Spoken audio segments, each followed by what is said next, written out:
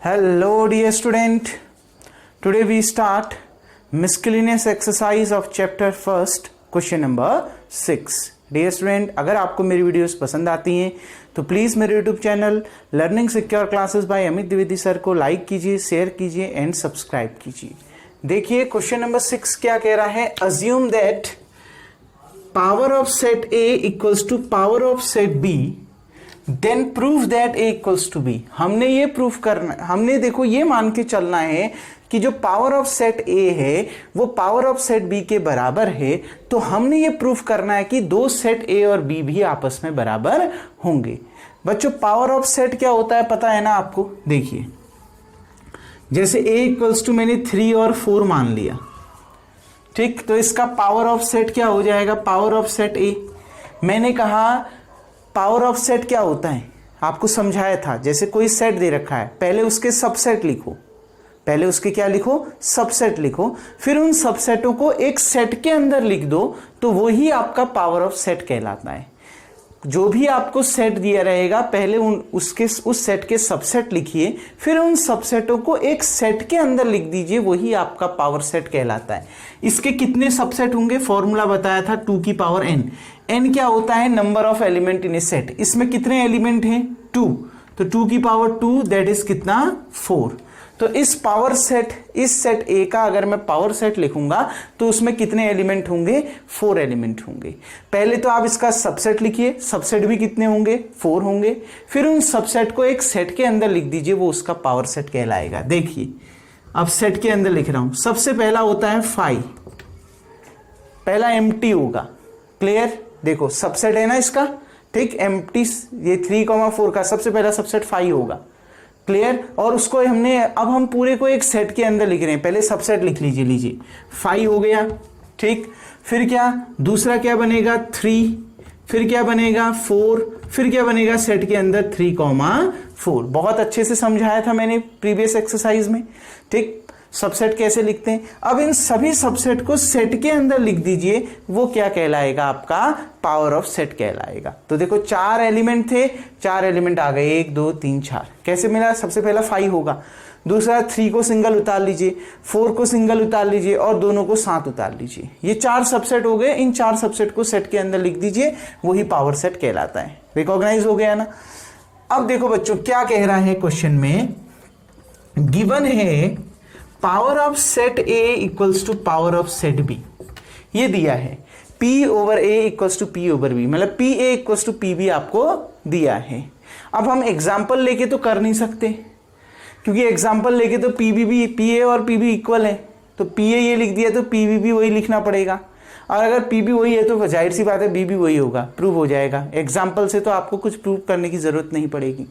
अब लेकिन बिना एग्जाम्पल के हम इसको कैसे प्रूव करें? देखिए बच्चों PA इक्वल्स टू PB है। लेट, मान लिया कोई एक एलिमेंट लेता हूं जो A सेट पर बिलोंग करता है। मान लिया कोई एक एलिमेंट लेता हूं जो सेट A पर बिलोंग करता है। देखिए जैसे यहां 3 है ना, 3 बिलोंग कर रहा है A पर, 3 बिलोंग कर रहा है आपका A पर। क्लियर बच्चों? ठीक, 3 कहां बिलोंग कर रहा है? A पर। तो देखिए अब यहां 3 की जगह, अब मैं यहां 3 लेके नहीं करूंगा ना, ठीक है, मैं तो ये समझा रहा हूं। देखो इसमें 3 कहां बिलोंग कर रहा है? A पर। अब यहां 3 लेके नहीं करना, कोई एक एलिमेंट ले लिया X जो कहां बिलोंग कर रहा है? PA पर। सॉरी, X कहां बिलोंग कर रहा है? A पर। तो that implies that capital X belong कर रहा है PA पर। अब आप ये सोचेंगे ये कैपिटल X क्या आ गया? ये कैपिटल X अपने आप पर एक सेट है। कैपिटल X अपने आप पर एक, मतलब कैपिटल X क्या है? ये X तो एक एलिमेंट है, ये X क्या है? उस एलिमेंट को जब हम एक सेट के अंदर लिख देते हैं, मतलब सबसेट टाइप का। क्लियर? समझ रहे हो? देखिए बच्चों X बिलोंग करता है A पर, यहां दीजिए 3 बिलोंग कर रहा है A पर। क्या 3 बिलोंग कर रहा है PA पर? देखो तो, क्या 3 बिलोंग कर रहा है PA पर? नहीं। अगर मैं इस 3 को सेट के अंदर लिख दूं तब वो बिलोंग कर रहा है PA पर। देखो सेट 3 बिलोंग्स टू PA। आ गई ना बात समझ में? तो वही लिख रखा है, X को मैंने एलिमेंट लिख रखा है, कैपिटल X को अपने आप पर एक सेट लिख रखा है। आ रही है बात समझ में? आ गई बात समझ बच्चों? देखो 3 तो A पर बिलोंग कर रहा है, लेकिन क्या 3 बिलोंग कर रहा है PA पर? नहीं। अब PA में कौन बिलोंग कर रहा है? सेट के अंदर जब मैं 3 को लिख दे रहा हूं तो वो बिलोंग कर रहा है PA पर। इसका मतलब है x बिलोंग कर रहा है a पर, तो कैपिटल X बिलोंग कर रहा है p ओवर a पर। कैपिटल X अपने आप पर एक सेट है। इस एलिमेंट को जब हम सेट के अंदर लिख देंगे तो वो कैपिटल X मान के हम चल रहे हैं। क्लियर बच्चों, समझ में आ गया ना। अब देखिए दिया क्या है, PA इक्वल्स टू PB दिया है ना। PA दोनों, PA किसके बराबर है, PB के। अगर ये X कैपिटल X बिलोंग कर रहा है PA पर, तो बच्चों कैपिटल X बिलोंग करेगा PB पर भी। क्यों? क्योंकि ये दोनों आपस में बराबर हैं। अगर कैपिटल X PA पर है तो यही कैपिटल X PB पर भी होगा। अच्छा बच्चों देखो, ये कैपिटल X PA पर जब था तो स्मॉल x कहां बिलोंग कर रहा था, A पर। तो अगर ये कैपिटल X PB पर है तो स्मॉल x कहां बिलोंग करेगा, B पर। उल्टा मान लो ना, इसका रिवर्स चल लो। आ गई ना बात समझ में। ये कैसे आया, समझ में आया। PA इक्वल्स टू PB है तो ये भी आ गया। तो अगर कैपिटल X बिलोंग कर रहा था PA पर, तो इससे पहले जो X है वो कहां बिलोंग कर रहा था, इस सेट A पर। अब यहां पर कैपिटल X बिलोंग कर रहा है PB पर, तो स्मॉल x कहां बिलोंग करेगा, B पर। आ रही है बात समझ में। कहने का मतलब क्या है, देखो PA की जगह में आपने PB लिख दिया, ठीक है। ये सेट 3 कहां बिलोंग कर रहा है, PB पर। क्लियर, सेट 3 कहां बिलोंग कर रहा है, PB पर। तो जाहिर सी बात है, जब आप इस 3 में से ये सेट का साइन हटा दोगे तो ये 3 कहां बिलोंग करेगा, B पर भी बिलोंग करेगा। तभी तो सेट के अंदर जब आप इस 3 को लिख दोगे तो वो PB पर बिलोंग करेगा। समझ में आ गई बात बच्चों। क्लियर, देखो लॉजिक चलना है। X बिलोंग करता है A पर तो कैपिटल X बिलोंग करता है PA पर।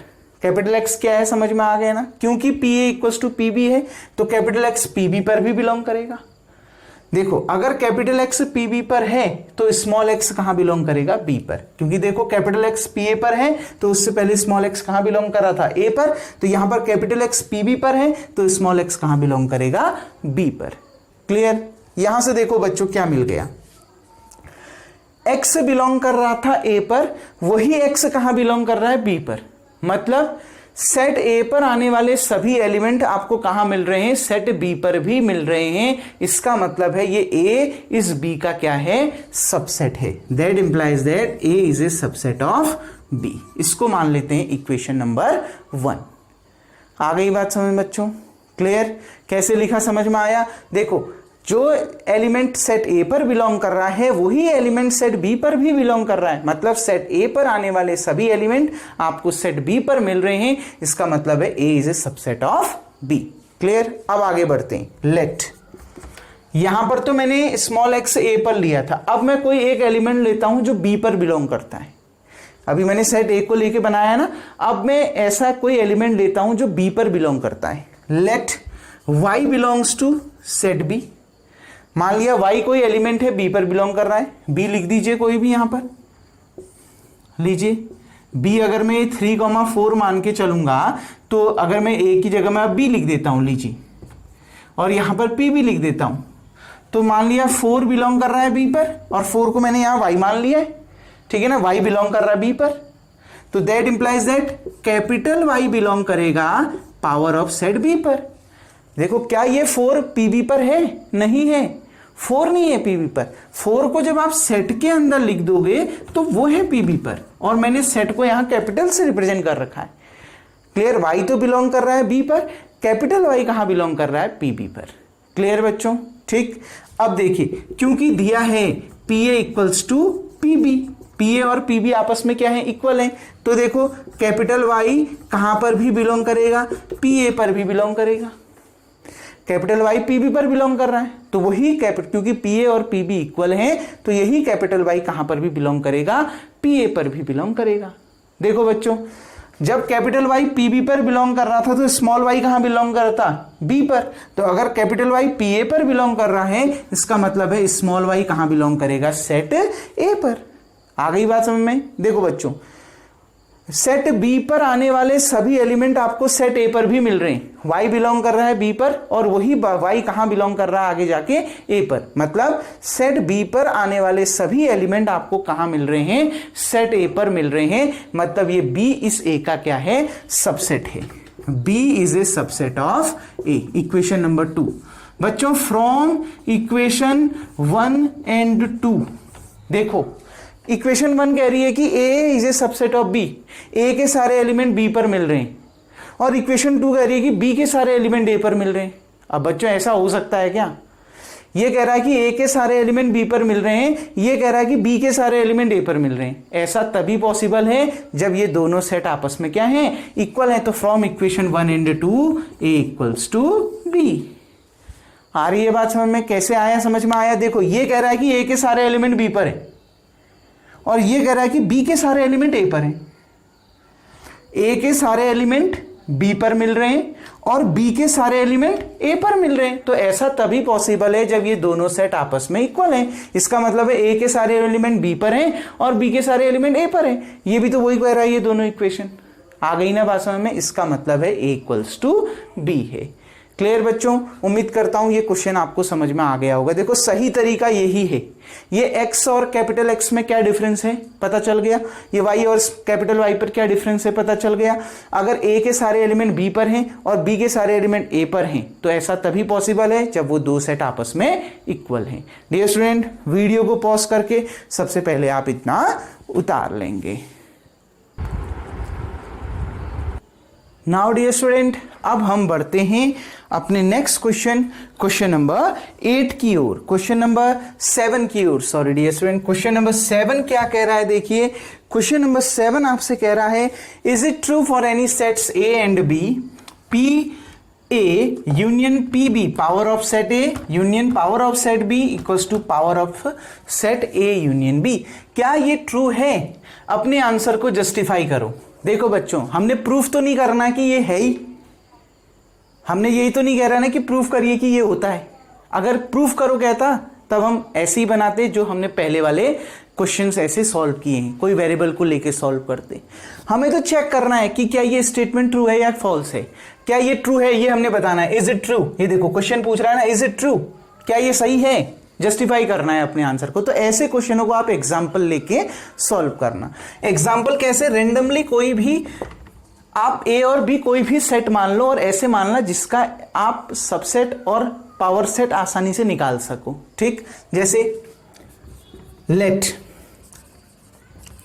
सेट ए इक्वल्स टू 1,2 मान लेते हैं और सेट बी इक्वल्स टू 3,4 मान लेते हैं। सबसे इजी यही है। ठीक, अब देखिए बच्चों, सेट ए और सेट बी मैंने मान लिया। अब मैं पहले क्या निकालता हूं? Power of set A power of set B निकालता हूं। पावर ऑफ सेट ए, मैंने आपको पावर ऑफ सेट ए बताया है। पहले उस सेट ए का सबसेट निकालो, फिर उसको किसके अंदर रख दो? पहले सबसेट निकालो, फिर उसको किसके अंदर रख दो बच्चों? एक सेट के अंदर रख दो, वही पावर ऑफ सेट कहलाता है। देखिए 1 ए इक्वल्स टू 1,2 है, उसके सबसेट क्या होगा? पहला सबसेट तो 5 होगा, दूसरा सेट के अंदर 1, सेट के अंदर 2 और फिर सेट के अंदर 1,2। क्लियर? इन सभी को सेट के अंदर रख दो तो वो पावर ऑफ सेट बन जाते हैं। क्लियर बच्चों? ठीक, अब देखिए पीबी 3,4 का सबसे पहला 5, फिर दूसरा 3, सेट के अंदर 3, फिर सेट के अंदर 4, फिर सेट के अंदर 3,4। इस सभी को एक सेट के अंदर लिख दीजिए तो वो पावर ऑफ सेट भी बन जाएगा। क्लियर बच्चों? Power of set A power of set B आपको बहुत अच्छे से आता है, मैंने प्रीवियस एक्सरसाइज में बहुत अच्छे से एक्सप्लेन किया है। देखिए बच्चों, power of set A power of set B मिल गया ना। अब आपको क्या निकालना है? Power of set A union power of set B निकालो सबसे पहले। Now power of set A union power of set B. देखो बच्चों, इन दोनों का यूनियन निकालना है। यूनियन में क्या होता है? एक सेट के अंदर, मतलब यूनियन में क्या होगा? इस सेट के पावर सेट ए के एलिमेंट भी आ जाएंगे और पावर ऑफ सेट बी के एलिमेंट भी उस सेट में आ जाएंगे। सारे एलिमेंट एक सेट के अंदर आ जाएंगे और उस सेट में पावर ऑफ सेट ए के एलिमेंट भी आ जाएंगे और पावर ऑफ सेट बी के एलिमेंट भी आ जाएंगे। तो उतार दो दोनों के एलिमेंट। पहला 5, फिर 1 सेट के अंदर, फिर सेट के अंदर 2, फिर सेट के अंदर 1,2। 5 दोबारा आ गया, तो जो एलिमेंट एक से ज्यादा बार रिपीट होते हैं उसको हम बार बार नहीं लिखेंगे, एक ही बार लिखा जाएगा एलिमेंट। फिर क्या आएगा? सेट के अंदर 3, फिर सेट के अंदर 4, फिर सेट के अंदर 3,4। क्लियर बच्चों? ये हो गया power of set A union power of set B. कोई डाउट इसमें? इसको हम LHS मान के चलते हैं। ठीक, अब RHS देखिए। RHS के लिए हमें सबसे पहले ए यूनियन बी की जरूरत है। सबसे पहले हमें किसकी जरूरत है? ए यूनियन बी की जरूरत है। ठीक, तो ए यूनियन बी निकालो। ए यूनियन बी क्या होता है मालूम है हम सबको? क्या? उस ए यूनियन बी में सेट ए के एलिमेंट भी आ जाएंगे, सेट बी के एलिमेंट भी आ जाएंगे। अगर कोई एलिमेंट रिपीट हो रहा होगा तो वो एक ही बार लिखा जाएगा, दो बार नहीं। देखो 1, 2, 3, 4। क्लियर? पहले सेट ए के एलिमेंट लिख दो, फिर सेट बी के एलिमेंट लिख दो। तो 1, 2, 3, 4। कोई भी एलिमेंट रिपीट नहीं हो रहा तो सब एक एक बार आ गए। ठीक, कोई रिपीट हो रहा होता तो वो एक ही बार लिखा जाता। ठीक है, अब देखिए नाउ, अब इस ए यूनियन बी का पावर ऑफ सेट निकालता हूं, पावर सेट निकालता हूं, power of set A union B. अब देखिए इसके कितने, इस power of set A union B में कितने एलिमेंट होंगे? फॉर्मूला क्या था? 2 की पावर n। यहां n कितना है? 1, 2, 3, 4। कितने एलिमेंट होंगे? 4। और 2 की पावर 4 कितना आएगा? 16। मतलब power of set A union B, एक इस सेट के अंदर कितने एलिमेंट लिखे जाएंगे? इस सेट के अंदर कितने एलिमेंट लिखे जाएंगे? 16। कहने का मतलब है इसके कितने सबसेट होंगे? 16। फिर उन 16 सबसेटों को एक सेट के अंदर लिख दोगे तो वही power of set A union B आ जाएगा। क्लियर? 16 कौन कौन से सबसेट होंगे? पहला होगा 5, दूसरा होगा 1 सेट के अंदर, फिर सेट के अंदर 2, फिर सेट के अंदर 3, फिर सेट के अंदर 4। फिर मैंने समझाया था, अब 1 को लेके चलो, 1, 2, ठीक, 1, 3, ठीक, फिर 1, 4। देखो 1 के आगे के सारे नंबर 1, 2, 1, 3, 1, 4। फिर क्या? 2, 3, फिर क्या? 2, 4, ठीक, फिर क्या? 3, 4। बस खत्म। ठीक है, 2 का काम खत्म हो गया। क्लियर बच्चों? 2 वाले का काम खत्म हो गया। ठीक, आगे ना बस 4 के आगे कुछ नहीं है। ठीक है, तो बस इतना ही लिखा जाएगा यहां पर तक। अब देखो, अब 3 का 3 साथ लीजिए। 1, 2, 3 साइकिल घुमाना है। 1, 2, 3, 1, 2, 3। अब उसके आगे के 1, 2, 3 आ गया। अब 2, 3, 4, 2, 3, 4। फिर उसके आगे के, अब ये देखो 3, 4 के बाद यहां आ गया 1। क्लियर? मैंने कहा ना साइकिल घुमाओ, बिल्कुल साइकिलिंग करनी है। पहले फर्स्ट में 1 आ गया, फिर सेकंड वाले में देखो फर्स्ट में 2 आ गया। अब थर्ड जो लिख रहा हूं उसमें फर्स्ट में क्या आएगा? 3 आएगा। क्लियर? तो 3, 4, 1। अब जो फोर्थ बनाऊंगा इसका, उसमें फर्स्ट में क्या आएगा? 4 आएगा। 4, 1, 2 साइकिल घुमानी है पूरी। 4, 1, 2। क्लियर? और लास्ट में क्या आएगा? ये चारों एक सेट के अंदर आ जाएंगे। 1, 2, 3, 4। इन सभी सबसेटों को एक सेट के अंदर जब आप लिख दोगे तो वो क्या कहलाएगा? पावर ऑफ सेट कहलाएगा। देखो इसमें 16 एलिमेंट होने चाहिए। 1, 2, 3, 4, 5, 6, 7, 8, 9, 10, 11, 12, 13, 14, 15, 16। क्लियर बच्चों? 16 है ना? ठीक। अब देखिए क्या ये दोनों इक्वल हैं? है ही नहीं। क्यों चेक करना है? इसमें 1, 2, 3, 4, 5, 6, 7 7 ही एलिमेंट हैं। इसमें 16 है, तो क्या ये इक्वल है? नहीं है। देखना ही क्यों है? P A union P B does not equals to P A union B. इसका मतलब है हेंस ये दोनों इक्वल नहीं होते हैं। तो इज इट नॉट ट्रू? नीचे क्या आ जाएगा? Is it not true? ये सत्य नहीं है। क्लियर बच्चों? हमने जस्टिफाई कर दिया अपना आंसर। ये स्टेटमेंट फॉल्स है। P A union P B does not equals to P A union B. किसी किसी केस में हो सकते हैं, लेकिन जो स्टेटमेंट ट्रू होता है वो हर जगह ट्रू होना चाहिए ना। पहले भी तो समझा चुका हूं। तो ये स्टेटमेंट क्या हो गया बच्चों? फॉल्स हो गया। कोई डाउट? उम्मीद करता हूं बच्चों आपको ये क्वेश्चन समझ में आ गया होगा। वीडियो को पॉज करके आप सबसे पहले इतना उतार लेंगे। Now dear student, question number 8 की ओर बढ़ते हैं और क्वेश्चन नंबर 8 आपसे क्या कह रहा है उसको समझते हैं।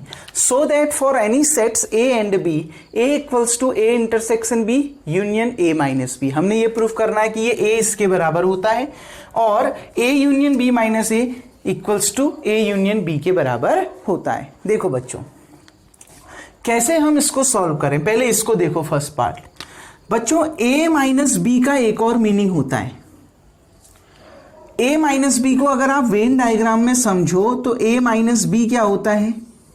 अगर ये ए है और ये बी है तो जब ए में से बी आप माइनस करते हो तो ओनली ए, इस ए में से बी को माइनस कर दिया, जो दोनों में कॉमन है वो कैंसिल, और फिर उसके अलावा सेट ए में जो बच गया वो होता है, यानी ओनली ए। क्लियर बच्चों? अब इसका एक और तरीका होता है निकालने का, क्या? ये ए माइनस बी, ये ए ऐसे ही रहा, माइनस इंटरसेक्शन में कन्वर्ट हो गया। मैं याद करने का तरीका बता रहा हूं, ठीक है ना। एक और चीज होती है वैल्यू कैसे याद रखनी। देखो ए एसी के बराबर रहा, माइनस इंटरसेक्शन, देखो ए के बाद इंटरसेक्शन का साइन लग गया, ये माइनस बी मतलब है कंप्लीमेंट निकाल रहे हो इसका, तो बी डैश। आ गई ना बात समझ में? ए माइनस बी और A intersection B dash equal होते हैं। देखो ये ए है, ठीक, ये ए है, इसका इंटरसेक्शन आप किसके साथ कर रहे हो? बी डैश के साथ, मतलब इस सेट बी के कंप्लीमेंट के साथ। क्लियर? इस सेट बी का कंप्लीमेंट कितना आएगा? अगर इस सेट बी के कंप्लीमेंट की बात करो तो वो कितना आएगा? देखो बच्चों, एक एग्जांपल के तौर पे मैं समझाता हूं। जैसे यूनिवर्सल सेट आपको दिया है 1 2 3 4, ए मान लिया आपको दिया है 1 2, बी आपको दिया है 2 3, मान लिया, सपोज कोई भी एक एग्जांपल मान लिया। देखो a माइनस बी निकाली, ठीक, a माइनस बी, इस यही आएगा, देखना a माइनस बी, दोनों को माइनस करिए, दोनों में कॉमन क्या है? 2, 2 क्या हो गया? कैंसिल। अब उसके अलावा सेट a पे जो बच गया, क्या बच गया बच्चों? 1, तो आंसर क्या आ गया? सेट 1, a माइनस बी आ गया ना। अब देखिए a इंटरसेक्शन b डैश निकालता हूं बच्चों। b डैश क्या होता है? b dash complement of b, कैसे निकलता है? u माइनस बी करके, ठीक, u में से b को माइनस कर दो। देखो 2 और 3 माइनस हो गए, u में दोनों में कॉमन क्या है? 2 और 3, तो माइनस हो गए। उसके अलावा u में कितना बच गया? 1,4, तो कितना आ गया b डैश? 1,4। अब इसका इंटरसेक्शन a के साथ कर दीजिए। a और b में, b डैश में, a और b डैश में कॉमन देखिए क्या आ रहा है? 1 1, एक ही तो कॉमन आ रहा है ना, तो कितना आ गया सेट के अंदर? 1। देखो a माइनस बी भी सेट 1 आ रहा था, और a इंटरसेक्शन b डैश में b डैश भी आपका सेट के अंदर केवल 1 आ रहा था, दोनों इक्वल आ रहे हैं ना। क्लियर? तो कहने का मतलब है a माइनस बी भी इसी को रिप्रेजेंट करता है, और a इंटरसेक्शन b डैश भी इसी को रिप्रेजेंट करता है। क्लियर? इसका दूसरा रूप भी बता दिया मैंने, कैसे लर्न करना है। ये a ऐसे ही रहा, अगर a माइनस बी है, ठीक है ना, देखो a माइनस बी है तो a ऐसे ही रहा, फिर इंटरसेक्शन का साइन, माइनस बी का मतलब है कंप्लीमेंट, b डैश का कंप्लीमेंट। b माइनस ए होता तो b ऐसे ही रहा, फिर इंटरसेक्शन का साइन लग जाएगा, माइनस ए का मतलब है a का कंप्लीमेंट, a डैश। क्लियर बच्चों? ठीक है, a minus B, b minus A, जब भी ऐसे वर्ड दिए रहेंगे तो आप इसको ऐसे भी लिख सकते हो। लर्न कैसे करना है याद आ गया ना। a माइनस कन्वर्ट हो गया इंटरसेक्शन, माइनस b का मतलब है b का कंप्लीमेंट। याद करने का तरीका बता रहा हूं। जब दो सेट के बीच में माइनस का साइन हो तो पहले सेट को एज इट इज उतार देना, उसके बाद इंटरसेक्शन का साइन आ जाएगा, माइनस बी है इसका मतलब है बी का कंप्लीमेंट, बी डैश कर देना। क्लियर बच्चों? लर्न करने का तरीका बता रहा हूं, दोनों इक्वल होते हैं, ध्यान रखना। कैसे लर्न करना है समझ में आ गया? देखिए बच्चों, आरएचएस को देखिए, ये तो निकालना है, इससे निकालेंगे। A intersection B union A minus B, इसको हम क्या लिखते हैं? देखो बच्चों, A intersection B union A minus B को हम क्या लिख देंगे? ए इंटरसेक्शन माइनस बी का मतलब है बी का कंप्लीमेंट। क्लियर? ए ऐसे ही रहा, फिर इंटरसेक्शन का साइन आ जाएगा, क्योंकि ए माइनस बी को लिखने का तरीका है ए इंटरसेक्शन माइनस बी, किसमें कन्वर्ट हो गया? बी कंप्लीमेंट में कन्वर्ट हो गया, माइनस बी का मतलब बी का कंप्लीमेंट। अब देखिए बच्चों, अब मैं डिस्ट्रीब्यूटिव प्रॉपर्टी का यूज कर रहा हूं, क्योंकि हमने क्या प्रूफ करना है, हमने देखो बच्चों क्या दिखाना है, ध्यान से देखो, हमने ए दिखाना है इसके बराबर। तो एक बार ये ए इंटरसेक्शन बी, ठीक, यूनियन ए हो जाएगा। आ गई ना बात समझ में? देखो कैसे भी आप कंप्लीमेंट लीजिए, लेकिन इसका आपने क्या लेना है बच्चों? कंप्लीमेंट यहां पर निकालना पड़ेगा। ठीक, देखो कैसे हम इसको सॉल्व करें। A intersection B union A, distributive property लगा रहा हूं, ठीक है ना। कौन सी प्रॉपर्टी? Distributive property. ये ए इंटरसेक्शन बी इस एक बार ए के साथ चला जाएगा, और फिर ये ए इंटरसेक्शन बी एक बार बी डैश के साथ चला जाएगा। क्लियर? लेकिन साइन का ध्यान रखना, A intersection B union A, फिर बीच में कौन सा साइन है? इंटरसेक्शन का साइन है, फिर ए इंटरसेक्शन बी यहां पर देखो, ध्यान से देखो, फिर यूनियन कितना, बी डैश, यूनियन कितना आएगा बच्चों, बी डैश निकल के आएगा।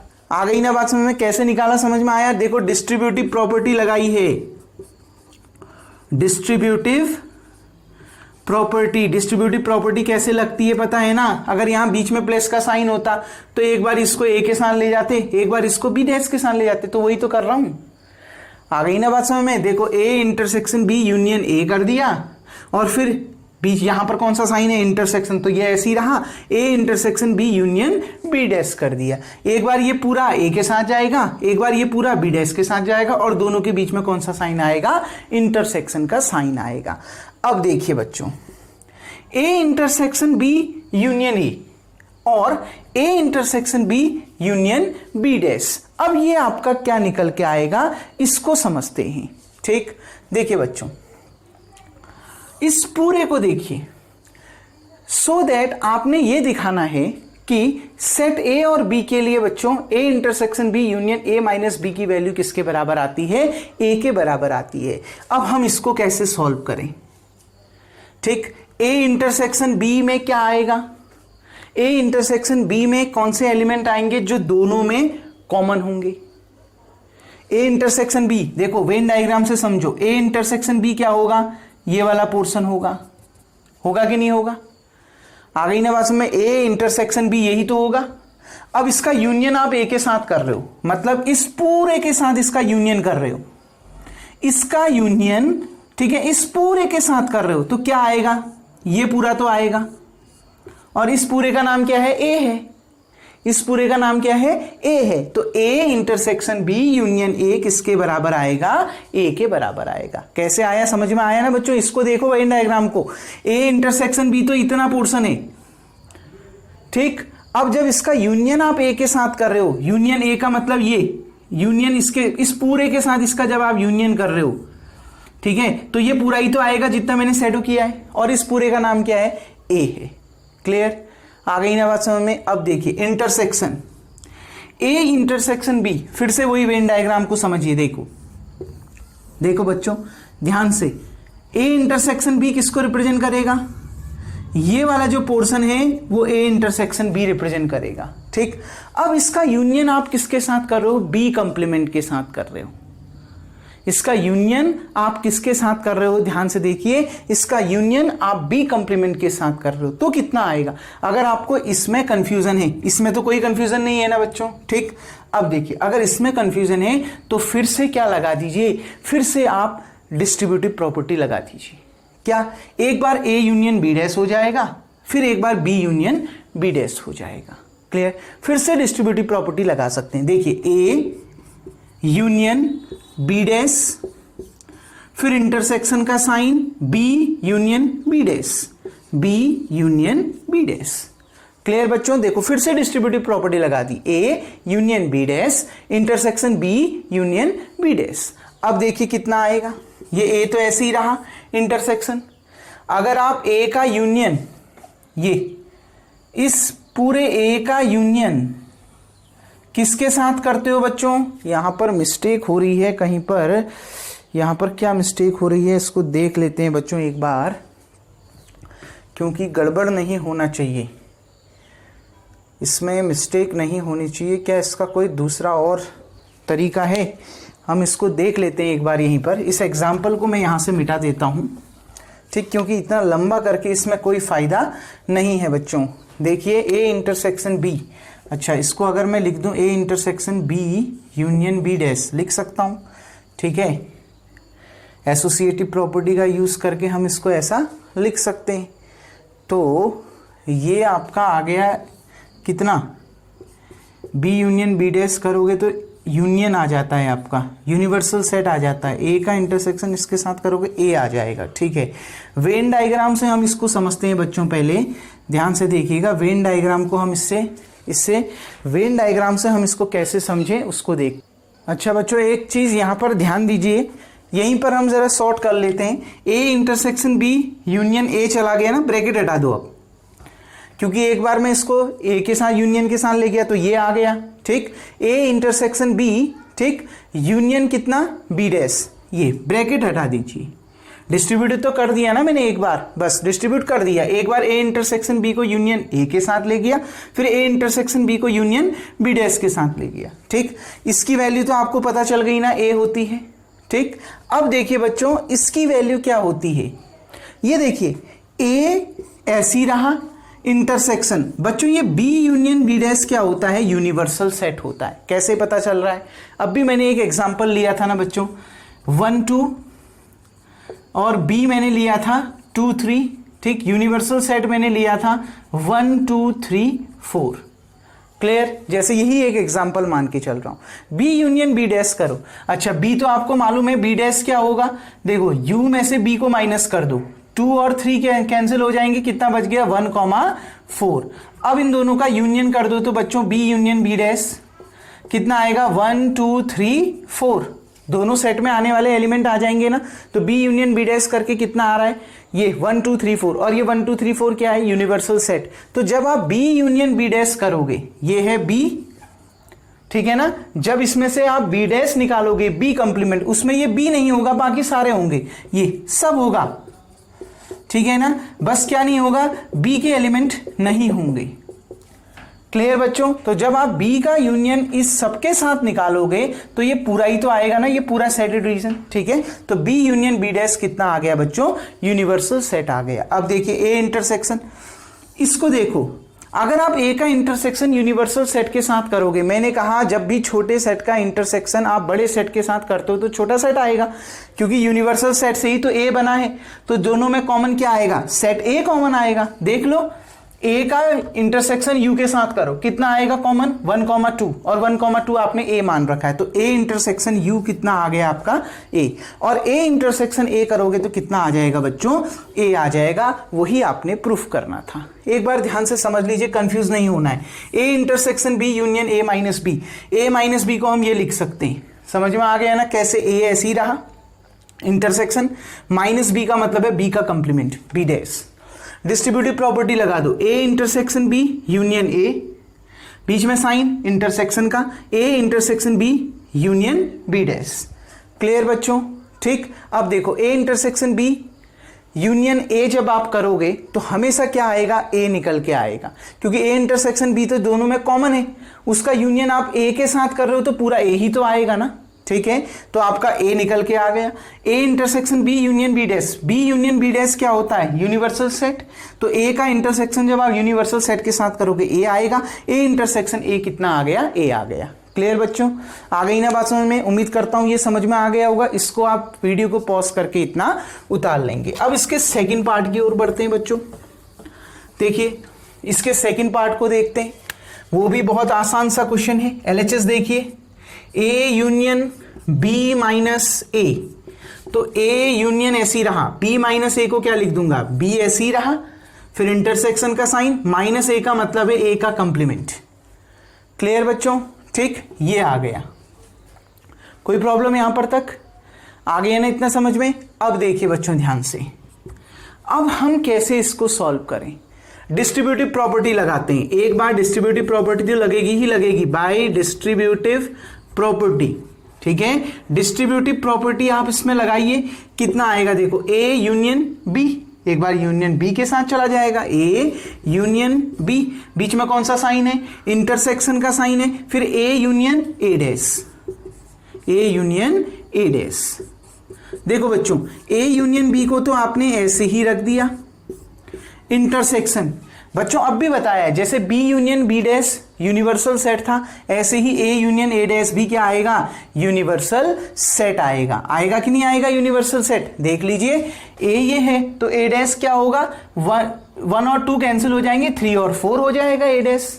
ए डैश कितना होगा, ए डैश होगा 3 और 4, तो ये दोनों का यूनियन निकालो तो 1 2 3 4, यानी वो यूनिवर्सल सेट आएगा।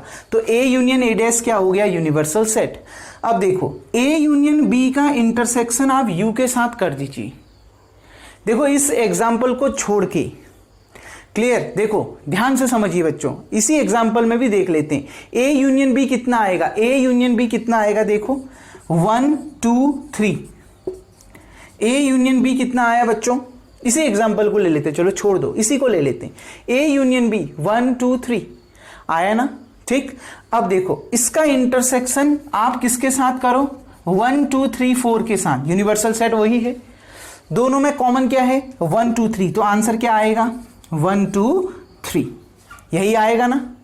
जब ए यूनियन बी का इंटरसेक्शन आप यूनिवर्सल सेट के साथ करोगे आंसर क्या आएगा 1 2 3, और 1 2 3 आपका क्या है ए यूनियन बी है। बच्चों दोनों में ए यूनियन बी कितना आएगा 1 2 3, कहने का मतलब है जब छोटे सेट का इंटरसेक्शन बड़े सेट के साथ किया जाता है, यूनिवर्सल सेट तो बड़ा है ना और ए यूनियन बी उसी से बना है, तो दोनों में कॉमन क्या आएगा ए यूनियन बी, तो यही इसका क्या होगा बच्चों आंसर होगा। क्लियर, ये तो और भी आसान था, पहले वाला जरा सा ट्रिकी था लेकिन उसको आप समझिएगा जरा, हमने बीच में मिस्टेक कर दी थी कि ब्रैकेट एक बार डिस्ट्रीब्यूटिव लगा के फिर दोबारा ब्रैकेट नहीं लगाना है, एक बार डिस्ट्रीब्यूटिव प्रॉपर्टी लगाओ बस। क्लियर, अगर दोबारा लगाओगे आंसर तो आएगा लेकिन बड़ा चला जाएगा। क्लियर बच्चों, उम्मीद करता हूं ये क्वेश्चन नंबर 8 भी आपको समझ में आ गया होगा। डियर स्टूडेंट वीडियो को पॉज करके आप इतना उतार लेंगे, अब जो इसके रिमेनिंग क्वेश्चन है हम वो नेक्स्ट वीडियो में देखेंगे, तब तक के लिए थैंक यू। तो आज का वर्क आपका यही होगा, वीडियो को पॉज करके इतना उतार लें।